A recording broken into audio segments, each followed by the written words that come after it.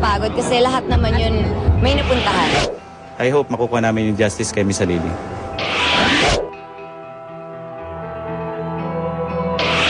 Last Monday, March 8, nagkaroon ng pre-trial ang kasong isinampa ni Katrina Halili laban kay Hayden Co. Jr. sa sala ni Judge Rodolfo Bonifacio ng Branch 159 ng Pasig RTC.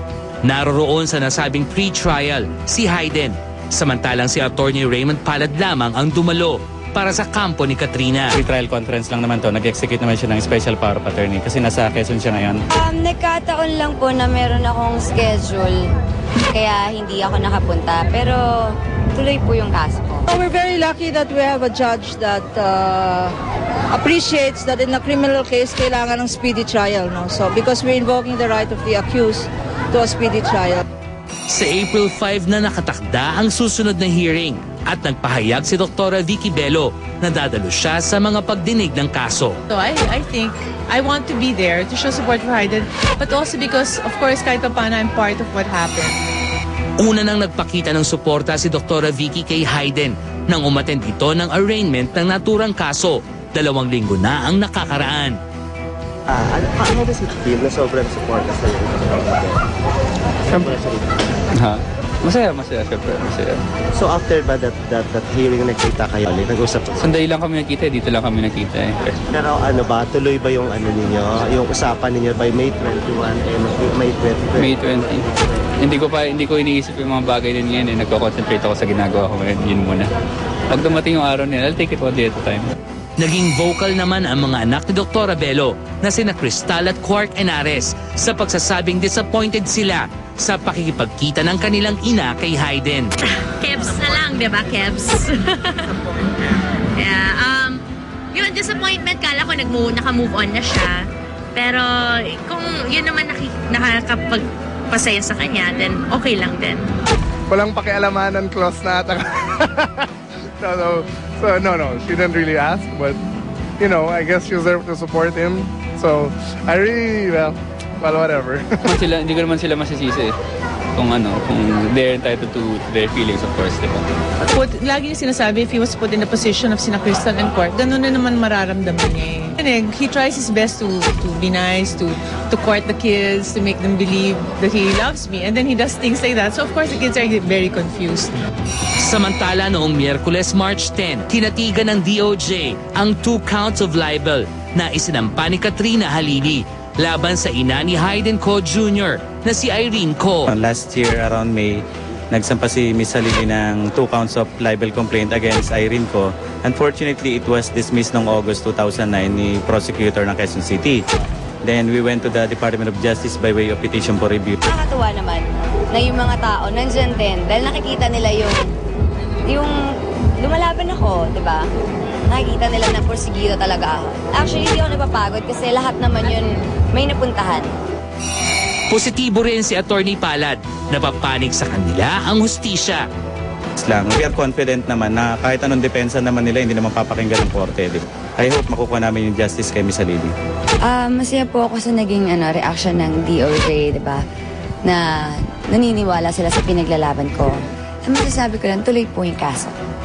Bukod sa magandang itinakbo ng kanyang mga kaso, masaya rin si Katrina Halili.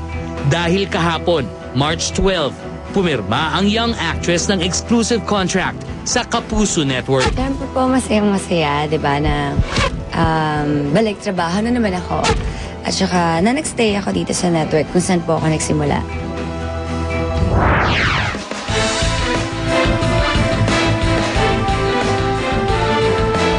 Narito muli ang aming poll question. Sa gulong nangyari sa pagitan ni Rufa Gutierrez at Chris Aquino, kanino ba kayo kampi?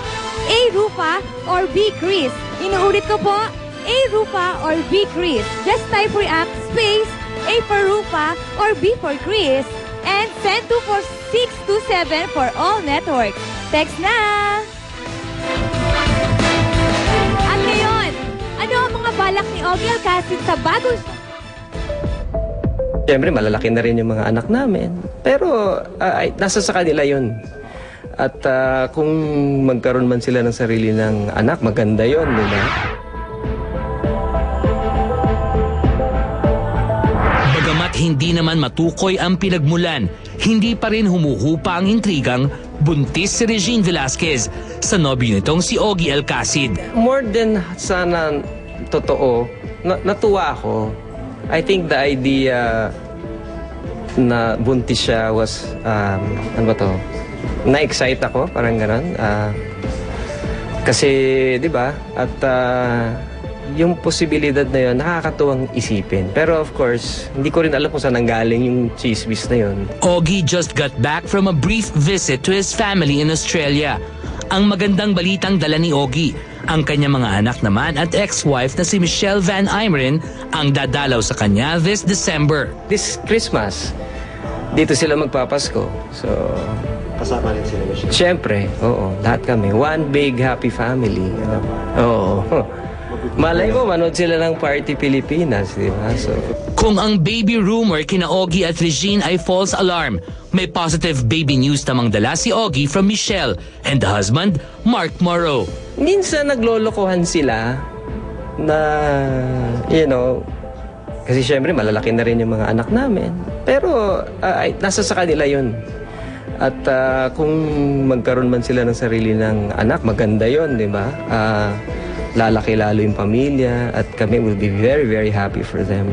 Pero sa ngayon kasi si Michelle is very busy with, nagtayo siya ng sarili ng negosyo, kakatapos lang niya ng 2 courses at she's very successful dun sa negosyong pinasukan niya. So, hindi ko nakikita ang magbe-baby ka agad sila. I'm not sure, hindi ko alam. Yun ang tingin ko lang. Matapos ang public apology ni Chris Aquino, ano ang naging sagot ni Rufa Gutierrez?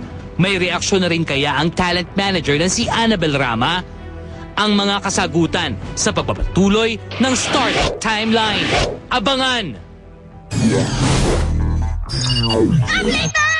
Parating na ang pinakamalaking party sa telebisyon. Imbitado ang buong Pilipinas. Kilalanin ang mga kaparte mo dito lang sa Starto. Abangan! Up next, Paolo Contis proud sa unang baby nila ni Lian Paz. Ang exclusive photos ni Baby Sonia ay